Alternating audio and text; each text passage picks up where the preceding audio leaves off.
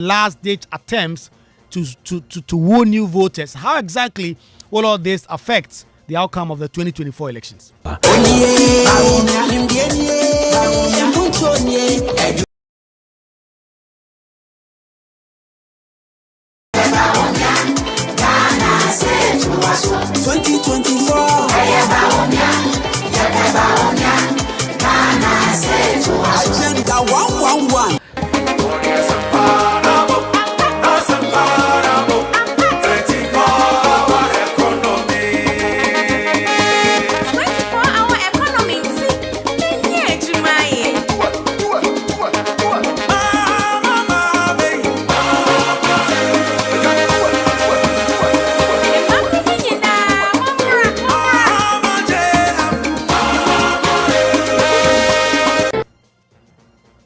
It's a big debate coming up right here on Ghana Connect, and we connect on these important matters as well as the views you will share with us right after this break. The other day, I visited Kwaku at his spunky new office to congratulate him on opening his business. And man, was I impressed. The business is just moving quick. The sales, customers, everything is just working seamlessly. The secret? He said, it's MTN Business Broadband. In this fast-paced environment, we need fast and reliable internet to support all business types. No laggy online meetings, great download and upload speeds, impeccable business management systems, all inclusive. I mean, you can have it all. Sharp! I signed on immediately. To enable your business stay ahead and stay connected, make sure you're signed on to the best internet made just for businesses. MTN Business Broadband. Sign up today on broadband.mtn.com.gh and manage your account on my MTN app. Call 0244 308 111 for more information. We are good together everywhere you go.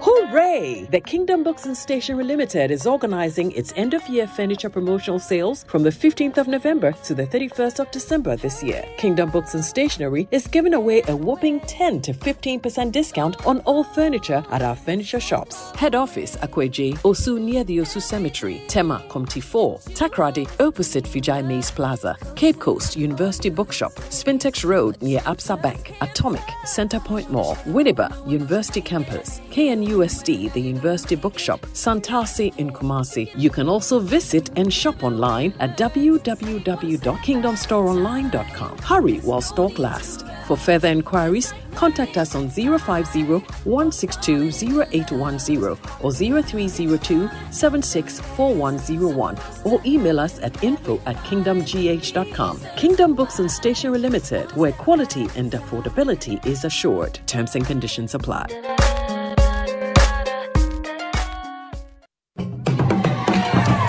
Dear Chatwo, a son say a busuan near from Contino. You can't say ye pepsodent, I didn't also a canyamane home. Hey, wohu, we could hear wo, no he wole, was shre, nana no ne, wakeba. Hey, Ampo, Odinda so, Imamenae, and Hefana, dear. One so bet to me to dinga to President Busia Park no so. But we busia se would buy more who do, for we need to rest to a bear will not come to President Busia Park. FDA, check the incato yatumu.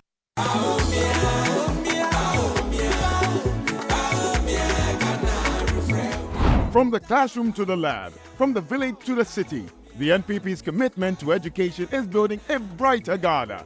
Free SHS isn't just about free tuition, it's an investment in Ghana's future. We have topped it up with free TVET and STEM education, skilled graduates, innovative thinkers, and a thriving economy. That's the promise of free SHS. 3 of my cousins have benefited from free SHS since 2017. One has graduated and is in nursing training. The other 2 are also in the university. I'll vote number 1. I'll vote for Baumia on December 7th. We are building a better tomorrow through education. Vote NPP. Vote number 1. Vote Baumia. Baumia means business. Estro.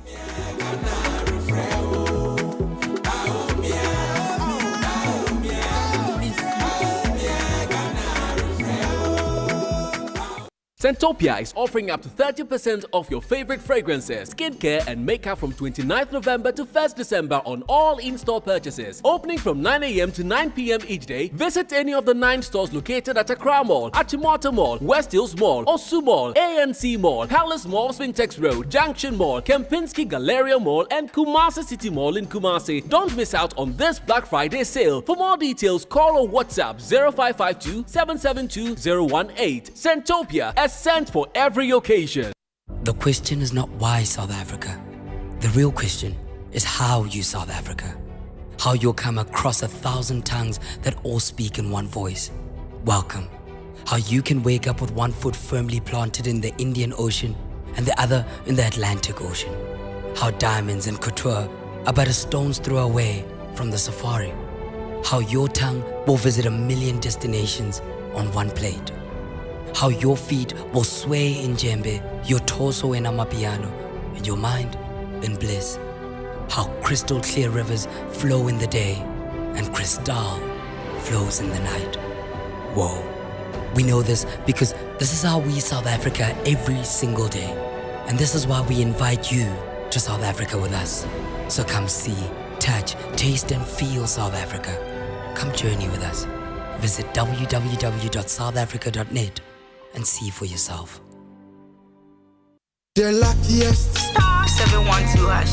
Luck is everywhere for everyone, yeah. Welcome and now for a daily star 712 hash and found no regrets. A Sankoma investors are a striking gold. A Koma health workers are a diagnosing luck with precision. A Sankoma that tough guy who couldn't hold back his tears. Say a Koma passionate fan on also entering containing a joy. After to the seamstresser or turning a hard-earned stitches into a bundle of happiness. And now, a Koma, if you say your next big win is right here. Star 712 hash. Luck is everywhere. Dial star 712 hash and join the luckiest winning celebration. From the 1st of July 2024, dial star 712 hash to keep buying tickets as a group, individual, or even as a community. Win loads of cash and prizes in the community draw or go for the grand draw on the 30th of November 2024. Unlock your luck with star 712 hash. Join the winning streak now. The luckiest star 712 hash. Luck is everywhere for everyone, yeah. The luckiest.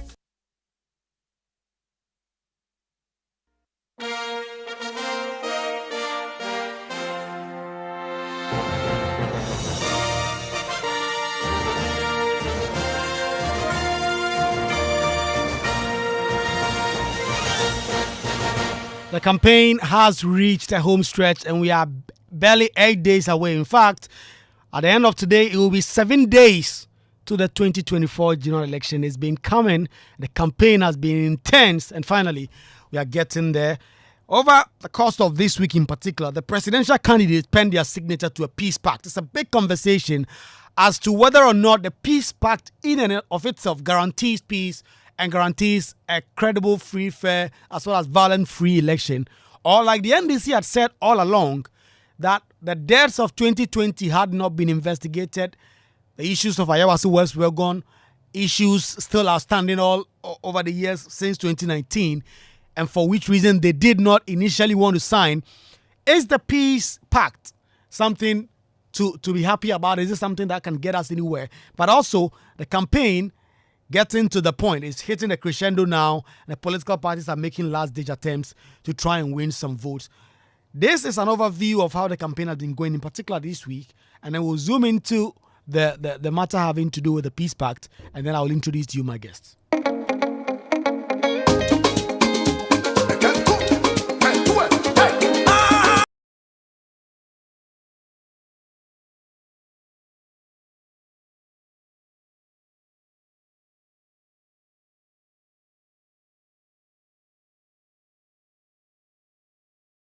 say asase no a ense issue no. There's a way to mine responsibly and sustainably without destroying our forests and water bodies. The technology experts are already in Ghana. So if the NDC is elected, we will engage young people who want to go into mining to set up their own cooperatives. When we allocate land for mining, these experts will be attached to them to teach responsible mining practices.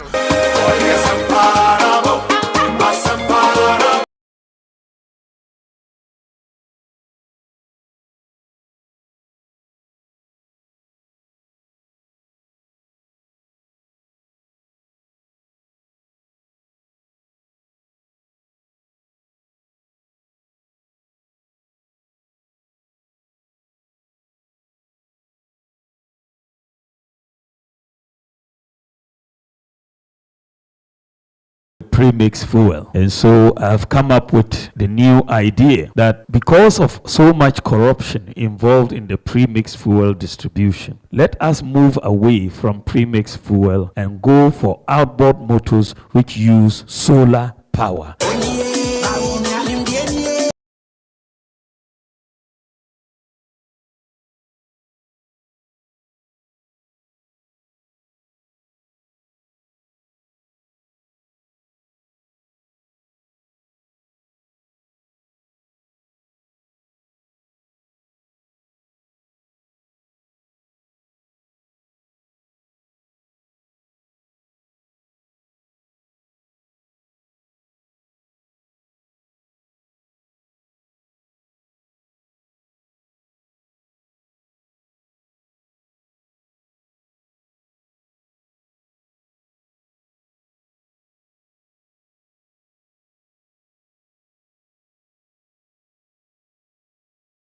Their numbers and vote in an orderly manner. The day the power of love overrules the love for power, the world will know peace. I stand for peace and development. Peace is possible. Let us all pledge to promote peace during these elections. We owe it to ourselves, to our children and future generations to preserve the peace and stability that our dear country Ghana has enjoyed for so long.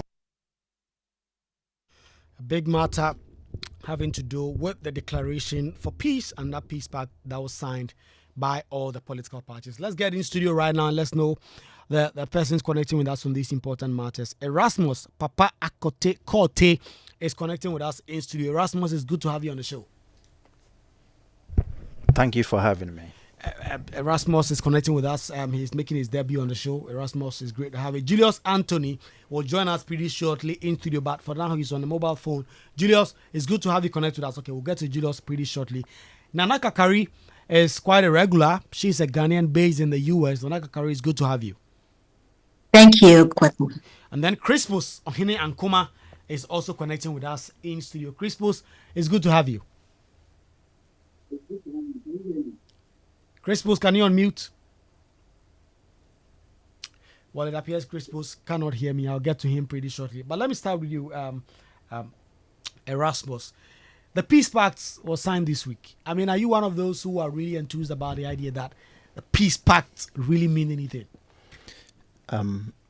Thank you very much. First of all, let me say a very good evening to your listeners and your viewers, probably on various social media platforms. And a very good evening to my Member of Parliament, Honorable Alexander Fenyomakin, the Majority Leader. I know that come 7 December, the people of Efutu will reward him for his hard work and reward His Excellency, the Vice President, being the presidential candidate for the NPP as well. For me, peace pacts had been with us for some time. And so it's become more or less a convention that we need to follow. But you would agree with me that beyond the signature, it's kind of bind the parties to it. And over the years, we have seen the success rates coming out of that. And so when prior to yesterday, we had one side of the political divide vehemently saying that they were not going to sign any peace pact today, tomorrow. we kind of wondered their commitment to this whole peace process before, during, and after the elections. But we're happy that yesterday, finally, they came back home and decided to sign the peace pact. Beyond the signature, I think it requires a number of commitment from all stakeholders, even beyond the people who signed the peace pact. Yeah, but the NDC have said that in 2020 they signed a peace pact. 8 people died tragically. They were killed, most of them by state security forces. And up until now, no meaningful investigation have been conducted. No person have been brought to book. And so they had said that it was just a meaningless exercise to commit to peace when the persons who are in charge, the government, the security services, are not doing much to deal with the issues. So I do not know whether or not these 8 people who died allegedly as a result of election violence, there hasn't been any investigation from our state institutions and all that. But I believe that the state apparatus have what it takes to, ensure that we have peace throughout the election process. And I got a commitment from the IGP yesterday strongly. And even the fact that we had commended them over the years as to how the police had dealt with these incidences and all that. There are excesses that could happen. And I'm sure once we've entrusted... Is it excesses? That's more than excesses, right? So that's what I'm saying. So it hasn't been like that over the years, you see. So this becomes the extreme. And like I'm saying, I'm not sure if there hasn't been anything being done as we speak. I want to believe that, some form of investigation may have taken place, and because you can't just get up and go to court, you need to gather ample evidence. If the NVC largely is being mindful, and they are certain of these people who perpetrated these acts, they could have assisted the police some way, somehow, in its investigative way. You can't just get up and go to court without evidence, you see. So these are all some of the things that could come. But like I'm saying, I kind of get a feeling from this IGP with the commitment yesterday and the kind of track record that he's had over the period, to the extent that these same political parties that are saying today peace pact is nothing, we're commending him, in past times, that he has done a tremendous job and all that. And so we just have to trust the institutions that we've created within our state architecture, that they could do a very excellent job. Okay, Rasmus, I'll come back to you. But Nana Kakara, I want to know where you stand. The NDC had said they were not going to sign the peace pact because in 2020, 8 people died. And they said that they had not seen any meaningful investigation, for which reason they didn't want to sign. But ultimately, the presidential candidate did append his signature. Do you think the peace pact in and of itself has any significance going into the election? You know what? I think with the NDC saying they're not going to sign because of what transpired in 2020, one can also argue that should be the reason why they should sign the peace pact. Because if you know, there was not much that came out of the investigation with the 2020 deaths, then maybe the peace pact is important. But let me just remind you that, Ghana is seen as one of the most peaceful countries of the continent, and it is respected for its democracy. So, I really don't think that we should end on the documentation. However, if that's what the political parties feel comfortable doing, meaning that signing the peace pact, then I think it makes sense. However, I don't think that it should just stop on just signing a paper. Their actions are also important. They have to look at their actions, the rhetorics that they put out, and things that they say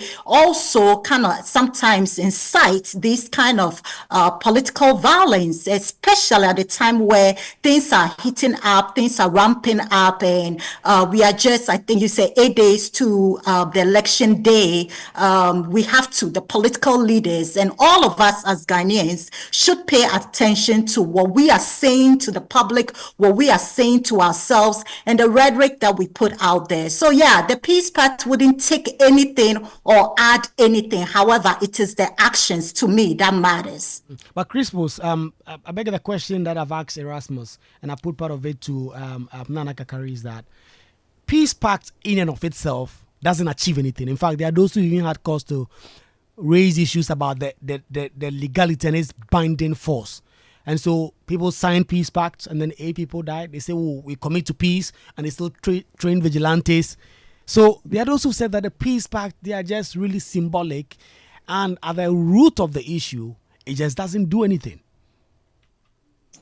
Well, good evening to your listeners. I want to believe that in a charged political atmosphere, you just cannot expect what may happen.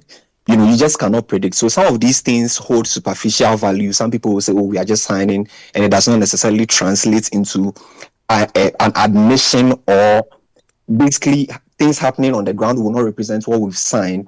But I think that the symbolic relevance that they hold, that you just made relevance to some extent, will reduce whatever impact or whatever challenges we may face on the day. The fact that people have died in a previous election does not mean that we have to allow that to repeat itself now. That is why people have clamored over the period that there's the need to investigate some of these things and make sure that we do not go back to those days. And I want to tell you that based on the security advances I've seen on the ground, I mean, I'm not in Ghana as we speak, but based on the things I've seen and monitored, I think that we would have an election devoid of some of these things that we saw in the last election, not because of the peace pact, but because of the advances that these security agencies and so on have put in place. But the peace pact comes to then calcify whatever position that these political parties have taken, so that we do not find ourselves in a place where people will just degenerate, and because their party did not win or because things did not go the way they expected, we destroy the little piece that we have. And really, the stability that we've had over the last few years in terms of our democratic practice will not necessarily be amended by a peace pact, but it will calcify the stability, as I made the point earlier. So yeah, that's it for me. Let's bring it back home. I think that the peace pact issue, for those of you listening, please do send us your message 055-1111-997, 055-1111-997. That is the WhatsApp number, Joy FM. Please do send us your message. What do you think about the signing of the peace pact? Does it do anything really? But let's zoom into one other conversation around this election period. The matter having to do with the commissioning spree. The president has been on what others have said is a commissioning spree. He has been commissioning a number of projects across the country ahead of the election. Some have said those are vote-buying gimmicks and they won't get anything. I quite remember in 2016, John Amani Mahama was doing something similar. Some of them used to call him the Commissioner General. He lost for close to 1 million votes. Is that the same sense that people get when it comes to the New Patriotic Party? Erasmus, the president has been commissioning the interchanges. There was the flower pots. Today he did the Obichebi Lamte interchange just around Abosiokai. What is your reading of how things are going with it? Is the president just trying to whip up the base of the NPP ahead of the election? Thank you very much. I think the president largely had been commissioning a number of projects from, I could count back as far back as the first year of his second term. So 2021 thereabout, he was still commissioning projects. As far back as last year, and even the beginning of this year, he was commissioning projects. But I can appreciate the sentiment of Ghanaians and the concerns being raised, especially because elections are close.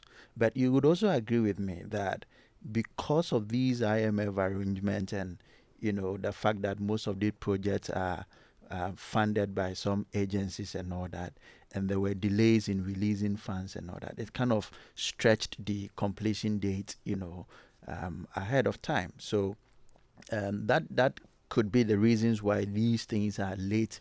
Some have said that some of the projects are not even ready, that the president has commissioned hospitals that journalists have not been allowed in to go and see what exactly is going in there. I have not seen one. I've seen pictures of projects that had duly been completed. For instance, these 4 hospitals that were commissioned in Ashanti region, they had been completed. Can people go there tomorrow morning or this evening and seek health care? Well, I'm sure you could do that. You could send your team to verify all these things. But largely, I'm saying that it could be possible that because of funding issues and all that, some of the completion dates had to be pushed forward because of these funding issues. But largely, let me look at the import of these projects. These are projects that are solving societal issues. For instance, if you look at the flower pot issue, that road had been, a source of issue for many road users and motorists. And so you could glean from the kind of relief that Ghanaians would have, upon completion of that project. You could still speak to that of Obeche-Bilamte and all other road projects that have been commissioned. Do they impact election though? Do you get a sense that, given how 8 days close is 8 days to the election, are people going to look at some of these projects and say, listen, maybe this is a reason why we have to vote for this government or that? Well, I'm thinking that Ghanaians themselves have tasted the handiwork of this administration, and they have made their mind. In fact, these elections are bread and butter issues. We are looking at our welfare. So the people at Abosokai, who today they know that some time back they had to spend hours in traffic, but could access this road, within a shorter space of time, would look at the impact and vote accordingly.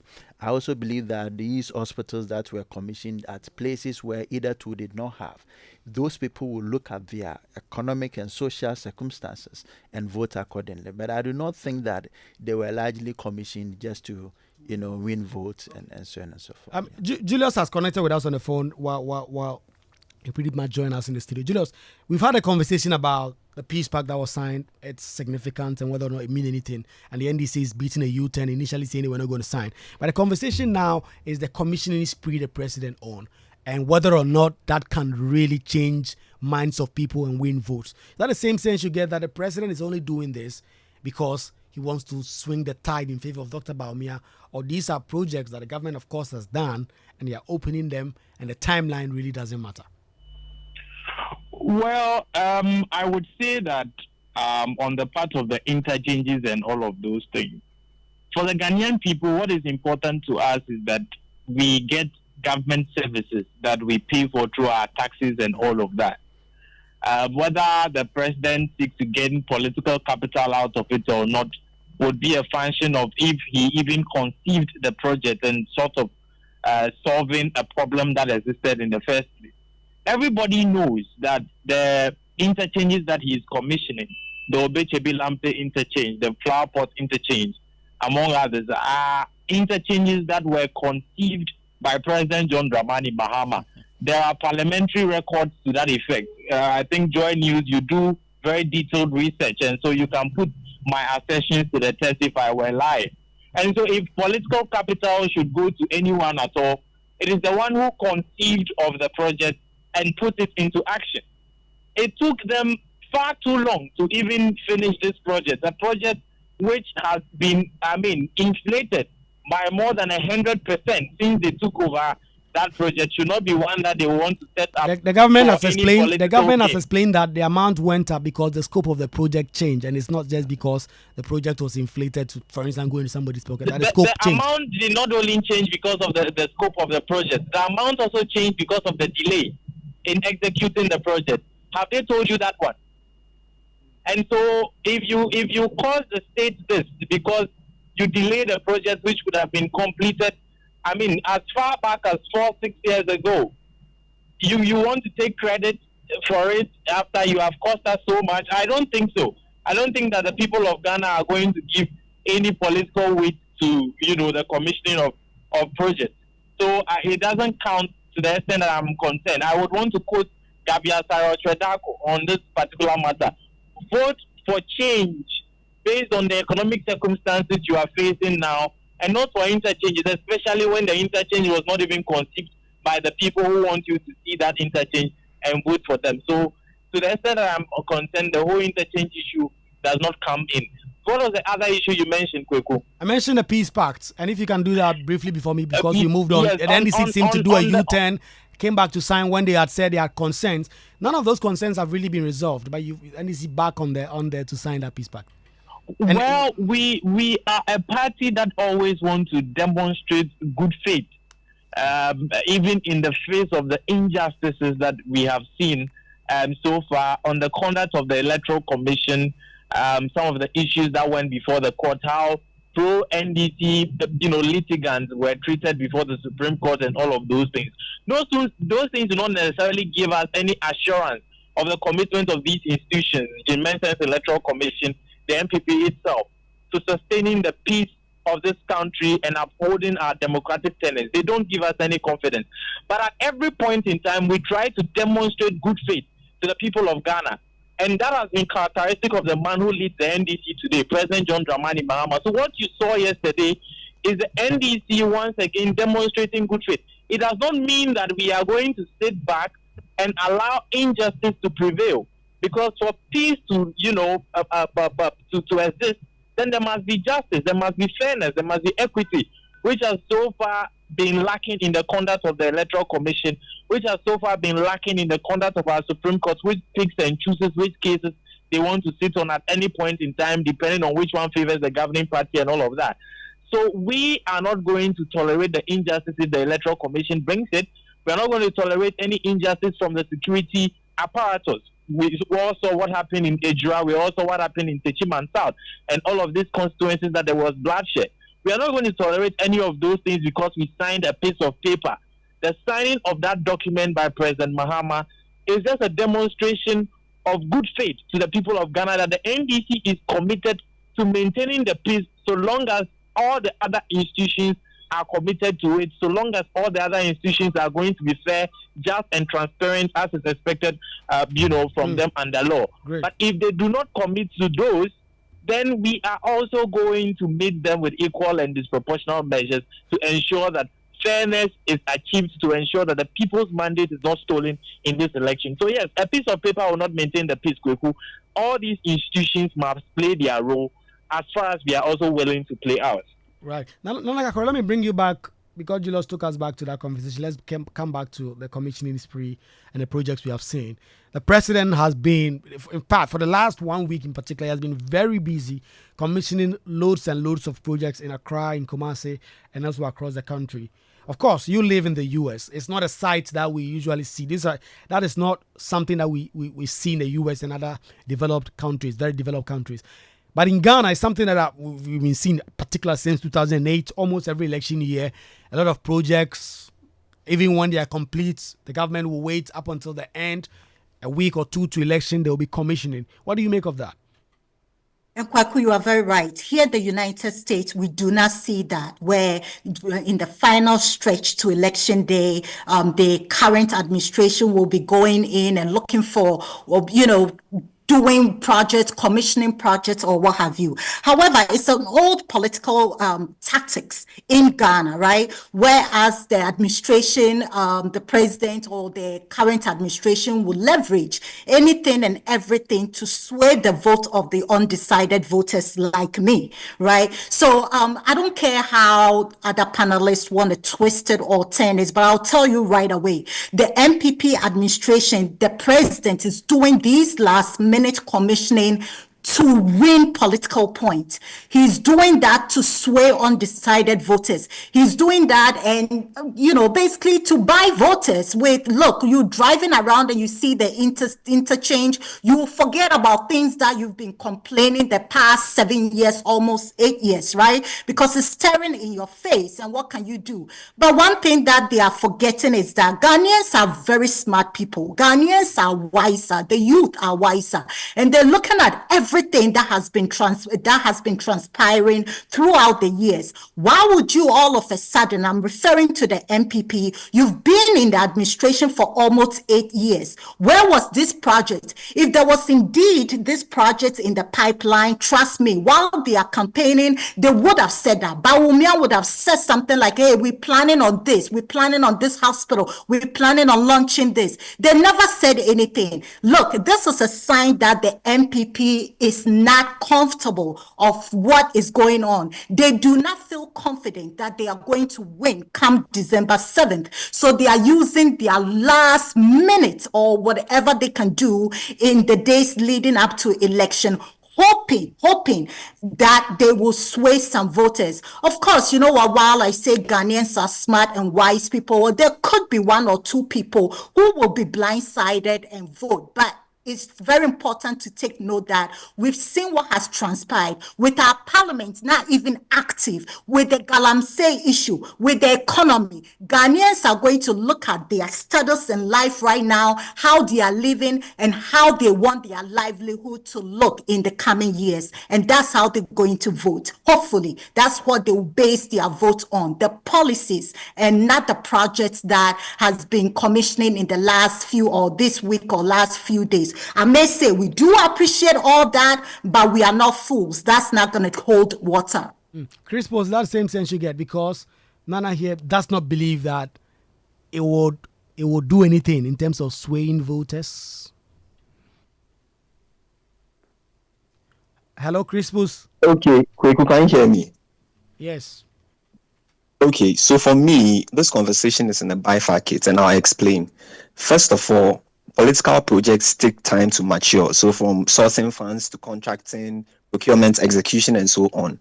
So if the projects happen to have been finished or happen to have concluded around the time that the election is happening, you can't say that the president does not have the right to commission them.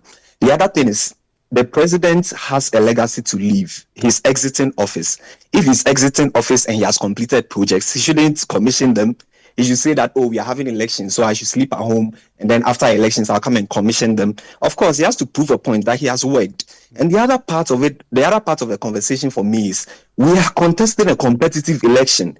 You expect the party in power to sit aloof and not show evidence of the work they've done with the resources which have been thrust into their hands. It doesn't make any sense for anyone to suggest that, oh, and they want to buy votes, You have to win an election. So if you win, if you have to win an election, you put in the effort to show evidence of work that you've done so that you can win the election. In fact, our democracy requires that, or our competitive elections require that every 4 years you go into an election. So what do you go into the election to do? To go and sing hymns and tell the people that have come, give me a second chance? No, you show them evidence of the work that you've done so that they give you a second chance. So what should we do? That they are commissioning projects that are done, so we should criticize them for commissioning them? I mean, if there's any project that hasn't been completed and the president is commissioning them, that is a problem, because then you create the impression that you've done something which you haven't done. But if there is evidence of work done, completed projects, and they are being commissioned at the time that election is happening, they will of course have an electoral advantage one way or the other, but the projects have been completed, so they have to be commissioned. Then the other side for me is, we really have to come to a place where we hold our leaders to account, okay? And if they are showing us evidence of work that they've done with resources which have been thrust into their hands, I think we should commend them. But one thing for me is, the people who vote in the election that is impending, in the impending election, have decided who they'll vote for already. So these last minute tactics and so on will not sway people in one direction or the other. Because if you look at the tipping points for voting, people are making reference to particular things which do not necessarily include these last minute commissionings. Exactly. Of course, on social media, you hear people cheering here and there, but there are other things that sway the voters beyond the last minute commissionings that is happening here and there. So let's hold our leaders to account. If they are showing evidence of the projects they've done, let us definitely laud them, and let's not say, oh, because it's election, they want to buy votes. Of course, they have to win votes because they have to continue to govern. So that's it for me. Nana Kakari, you are making a point. Yeah, I was saying that, look, no one is saying if you already have it in the pipeline, you have to finish it. Of course, you have to finish it. It's your job. We voted you to the Jubilee House to do what you are doing. My argument is the timing. All of a sudden, all these projects are coming out of nowhere, being completed, right? Don't be fooled, because none of us, or some Ghanaians who are wise, are now foolish over here.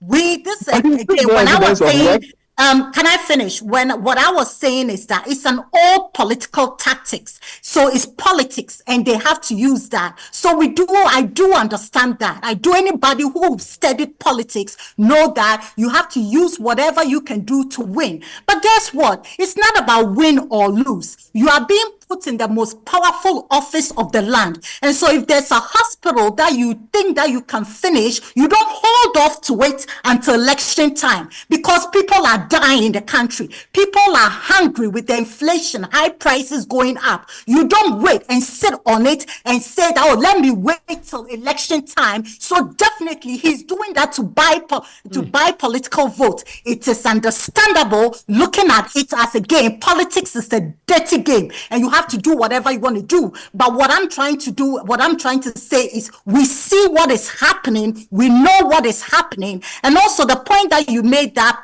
voters have already made their mind and these things are not going to look. I'm undecided, because to be honest with you, none of these political parties have been able to prove to me policy wise what they're going to do to make my life better, to make my grandmother's life better, to make my parents' life better in Ghana. Okay, so they are still undecided voters that might be swayed by these political parties that the president is engaging in this final stretch to election day. Erasmus, the big question also is that a part of these commissioning have been turned into political rallies, really. This morning, when the president commissioned the Obichebi interchange, there were hundreds of NPP shirt wearing party supporters waving NPP flags and all that. If it was in 2023 or 2022, you won't see that kind of side there. So there's a sense that the political parties themselves, or the government in particular, knowing how they can extract some political benefit from it, are perhaps timing these events to those places and hoping to make some political capital out of it. I mean, these things are largely expected. And I agree with you that the proximity of these commissioning to the election period, you would agree that, even the MPs in that constituency would want to, be present and support the whole enterprise. But I just want to make a statement that Nana made. Look, this election is not about Nana Addo. It's about Bawumia. And so Nana Addo's tenure, at the end of it, he is accounting to the people. Bawumia has made promises and based on his policies had sold to Ghanaians what he intends to do when given the mandate. And these are the ones that Ghanaians are going to consider and vote on. For instance, if you look at these projects that are being commissioned by Nana Addo, of course, under the Bawumia Nana Addo ticket, you would agree that it has a life-changing impact in the various communities. For instance, a hospital that was not constructed or even completed under a certain administration had been commissioned today. In fact, had been started, completed, and commissioned. Quite a number of them. And these are projects that the people in those communities are directly going to benefit from. And they would consider that in voting. That is one. Two, look, take it or leave it. The NVC administration could not even cut a sword for the Obichebi interchange. There are documents that show that in 2016, before the NDC left, there were a facility had gone to Parliament and all that to be approved and all that. In fact, Felix Ofosu-Kwakye, who was a deputy information minister at the time, has sought to lay claim to that project, including the flower as well, and said these are all NDC brainchild. There are a number of them that they are laying claims on. But the point here is this: you did not even cut a sword to start. Some of them, there is no even funding. Their policy intent that they had.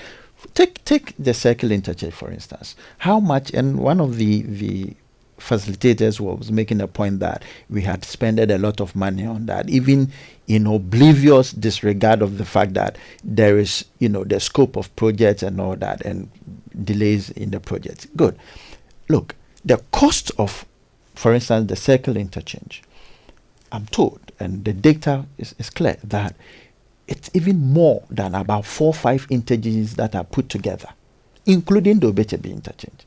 So, assuming they had even source funding, whatever it is, really, could that be able to even complete the said project today? No, absolutely not. But the point here is this. These are projects that are making impact in the various communities they are situated.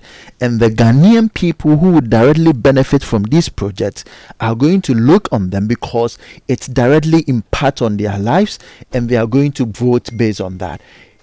Yes, political parties, because of the tenure we find ourselves, may want to wear campaign, just to hail the president, right, and even support the whole idea that they are happy to have this in the constituency or in whatever area that is being located.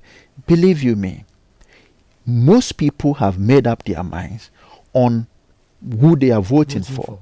And it is largely based on the soundness in Baumia's policies, the soundness in the policies being preferred by the MPP administration to come. And this is what, for instance, I'll come to you. Let me get Julius to respond to some of these issues that have made. I mean, he's spoken about the soundness and the quality and the views that have been put out there by the vice president. I am unable to see them so far. And in any case, he says that Baumia has made certain promises in the past, and it is based on how he has demonstrated his fulfillment of those policies that the people of Ghana should vote for him. I mean, I beg to differ. What were the main things Baumia promised the people of Ghana? Okay, Julius, there seems to be a little challenge with your microphone. We'll fix that. We'll fix that pretty shortly, and then we can get back to you. Some of the console didn't appear move. So you can make your point now and then. Is it anyway? Yeah. Yeah. I'm saying that what promises does he mean? Is it the airport in Cape Coast and the harbour in Cape Coast? We can't see it. The cedi depreciation, he told us that he had how to fix the dollar and the cedi depreciation. In fact, there's a whole lecture, I still have the PDF on my phone right now, on how to fix the cedi. It moved all the way from 3.8 Ghana cedis to, as of today, 17 Ghana cedis. So what promises has he fulfilled that we are supposed to vote for him based on? I'm wondering. And in any case, he said that the budget that goes to parliament does not belong to him, but lays claim to projects under the same government. You see, you cannot be shifting the goalpost anytime it does not favor you and think that the audience you are speaking to, excuse my language, are stupid. We are not stupid people. We are discerning people. You can't say but you have done some things. Then the things that you yourself have promised you are supposed to go and do, you fail to do them, and yet we are supposed to vote on you on sound policies. I don't see the soundness of the policies anyway. I hear the vice president says that when he comes to power, not the president. So how did he achieve policies? Kwaku, you said that the vice president. Listen. Kwaku. You said that the vice president is the vice president and not the president. Then that same vice president says that I don't own the budget, but projects under the budget are mine. Kwaku, you are not talking to stupid people. You are talking to discerning people. How can the two be correct? The two cannot be correct at the same time. It is either... They are. If going to cabinet and convincing the government, let's do this. Good. It means that you are part of an administration, and so if part of the things in that administration can be credited to you, then challenges can also be more so, especially when we talk about cedi depreciation. You were in this country, Kwaku. You were practicing journalism at Radio Universe when Vice President Baumia told you and me that if we vote for him, he has a PDF to fix the cedi issue. So it's a social contract he entered with you and me in the University of Ghana when we voted for him. So if he tells us today that I don't own budget, so that social contract I entered with you, I am not responsible. But somehow I have executed projects. How can the two be correct at the same time? They cannot be correct at the same time. So Kwaku, let's not deceive our audience. In any case, what are the sound policies he is talking about? The vice president is telling me that he is going to give me Julius Anthony and you, Kwaku Asante. My brother, with respect, I don't do your name. Erasmus. He's going to give us credit scores, and suddenly our economic problems are solved. Kwaku, if I put a credit score on you, it would be an indicator of what your present economic status is. So Kwaku, if you are broke, the credit score will tell us that Kwaku Asante is broke, and nobody would be willing to give anything to you. So the fundamental issues. Listen. Let me land the point. The fundamental issues must first be solved. You must create a thriving economy. All the economies that you mentioned about having credit ratings and it serves them well. Check their their lending rates. check their lending rates, check their exchange rates. In Ghana, for example, if people would be willing to give things to you on credit, it's a function of two things: the lending rate and the exchange rate. The reason is this: one, the exchange rate, because if I go and buy iPhones, for example, from China and I bring them to Ghana, if I am supposed to give them to you on credit, okay, for a period of 6 months for you to pay, I must be looking at the exchange rate as to how much I would be able to import new phones by the time you are done paying, if I'm giving it to you in a CD denominated, what do you call it, credits arrangement. Nobody will be willing to do that if you are broke. So the young people of Ghana, what I would tell you is that when people tell you this is a sound policy and it is going to solve your problems because it sounds okay, in the UK they have it. Yes, it is not in a vacuum. It is within the context of a thriving economy and people working. And so we must first fix our economic problems to be able to give credit to people in the manner Baumia is suggesting. So these are not sound policies. They are not things for which people should vote for. People must vote for policies that are targeting the areas of our economy that can increase our productive capacities, give us value chains and create jobs for the people. That is why policies like the 24-hour economy are relevant. That is why policies like training people in digital skills, as President Mahama has proposed, are relevant. That is why the backdrop to those policies, like the building of the Accra Digital Center, which at its full capacity was expected to be employing 10,000 people, are relevant. Today, the NPP puts their Twitter bots and their social media warriors in those facilities to be spreading disinformation. That is what they do with those facilities. That's supposed to have been employing 10,000 people. President Mahama is now saying that we are going to build semblances of the Accra Digital Center in the 16 regional capitals. If we do that, if one can take 10,000, we are looking at 160,000 new jobs.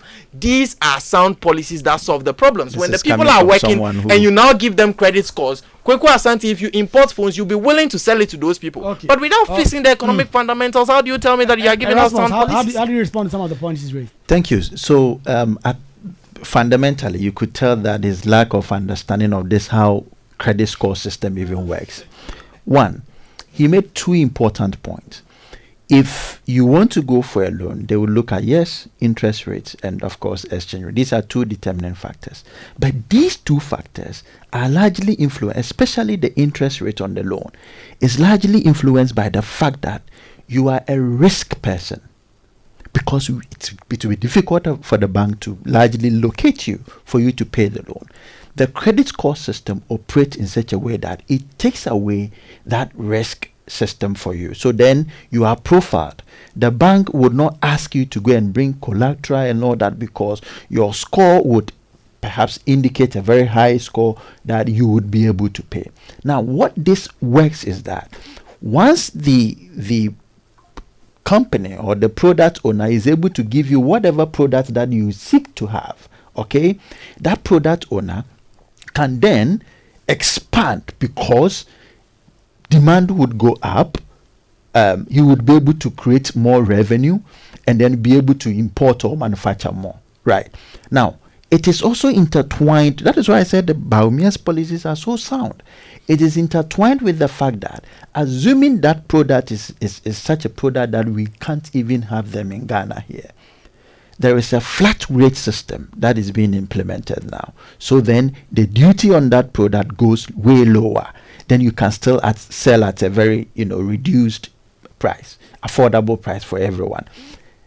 Connected to that, as an individual who had gone for that product, for instance, a first timer, fresh from school, I've not worked, I don't have any risk of running away, that kind of thing, I will have that opportunity to own a product that either I may have to work for several years, gather revenue before I could acquire. You see how the whole circle works like. This is jobs that are being created because these companies, once they are able to expand their production, they will be able to employ more. Now, look at this. Baumia had preached largely that the fourth industrial revolution hinges largely on digitalization, and you cannot take away. So when I hear the MVCs make arguments largely on the economy without mentioning anything concerning the you need to, so if you don't see the fact that we are able to today pay our prepaid and other things online, you don't Oh, please, come on. I was specific that either two, you would have to wake up at dawn and go and, perhaps if you are lucky that the prepaid shop is even open, then you'll be able to access it. See, please, when you were, I was specific with a particular, thing.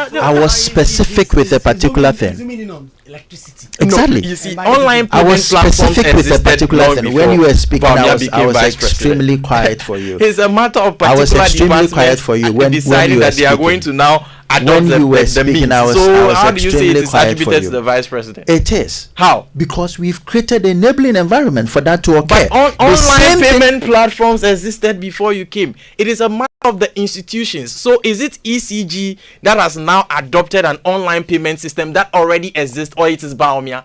If it was the case that online payment systems do not exist, then he has created something. So which is the case you are advancing? So would you allow me to advance my point? I know him very well. He uses online payment platforms. Allow me to advance my point. This is just one example that I Please give. do this for me in 20 seconds, then I can take some closing remarks. Sure. So the point I was making earlier was that these digital platforms that are being turned out are transforming the economy largely. You agree with me? So Baumia did not introduce online payment platforms. We agree on that. Let me land. We had because if a system exists, what an institution needs to do is simply incorporate it into their dealings. Then essentially, I'm not going to allow you to speak as well. Okay, we just want clarity. No. Okay, gentlemen, hold on. Okay, all right. Okay, so please finish that for me. Prepaid is just one example. There are a number of platforms, digital platforms that has been introduced. Come on, you either two, you could never renew your NHIS online, never. Through the intervention of His Excellency the Vice President, you were able to do so. We have implemented quite a number. Look at this drone system. Those days when somebody needs blood in a village, in an interland somewhere, we just have to wait and person will probably die. Today, within a matter of seconds, within a matter of minutes, blood is there. Essential medicines are flown to those places. These are bold solutions that this vice president has introduced. And you can't take away that from him. And we say that this fourth industrial revolution hinges largely on digitalization. You cannot speak about the economy without speaking about digitalized system. And so when the NDC hinges largely on exchange rate, look, we were in this country when you left the economy. Just a 30 seconds on this. 1 second. You left the economy with 17% inflation rate, right? We brought it down all the way to a single. And then it went back to 50%. It was around 50% under your government. Fantastic. That's exactly the point I'm making. The highest so from 50% and what it is now. So what are you saying? That is what we are saying. If you take it back. Okay, gentlemen. Right. Okay. So let me. Great. So we will. Your microphones are now off. So let me hear from Nana Kakari and Chris Poos, and then let me hear from Nana Kakari and Chris Poos in terms of what exactly they think about this. Nana Kakari, make the last point for me. Go I get a kick out of seeing I get a kick out of seeing these hardcore NDC supporters and hardcore MPP supporters getting at each other because, to be honest with you, both parties are corrupt. I don't see any good that came out of the NDC when the NDC was in the seat. And I have not seen any good that has come out of the MPP when MPP is on seat right now, is the administration right now. So unfortunately, it's left with Ghanaians to sift through their nonsense and figure out and vote for the bad from the worst. And that's what we need to focus on right now, which is a difficult task, especially with the two major political parties that really don't have anything to offer or had anything to offer other than try to bribe Ghanaians with last minute commissioning of projects or make wild promises in their manifesto that when they come on board, they're going to do. So you know what? I say more grease to Ghanaians' elbows. Let's see how things unravel heading to December 7th. I like the way this conversation has gone, and I like the way it's ending. We are going to meet again on TV. For those of you who know, we are going to meet on TV. We're going to have a conversation as to these important matters that have all come up now. And a lot of your messages have been coming in, but we just ran out of time, and my WhatsApp console is just a lot of messages. One of them that came to my personal WhatsApp is it says, Kwaku, for me, it's a question of whether the peace pact is necessary in the first place. Undoubtedly, the stakes are high during elections, and perhaps scale of popular action could be higher. There are things that happen in the course of the year that could have plunged this country into chaos. The DDP, yes, the domestic debt exchange program and its effect on the people, strange judicial rulings, etc. The solution is good governance and institutional independence to carry out the mandate of the people. Peace Pact is a charade. The Peace Council should just be seen to be working at all seasons. That is Kobina sending us that message. And it's been a great conversation. We are going to meet again, and Julius, Erasmus, Nana, Crispus will meet again. We'll meet again on TV, and then get into some of the substance, the Peace Pact, the commission of projects, how the campaign is going. The two leading candidates trying to get the message down to the people to try and make something count and win some voters over. My name is Kwaku Asante. I'll see you again same time next week. And next week when we meet for Ghana Connect, will barely be 24 hours to the polls. What exactly will be happening around that time? I guess we'll see. I'll see you again.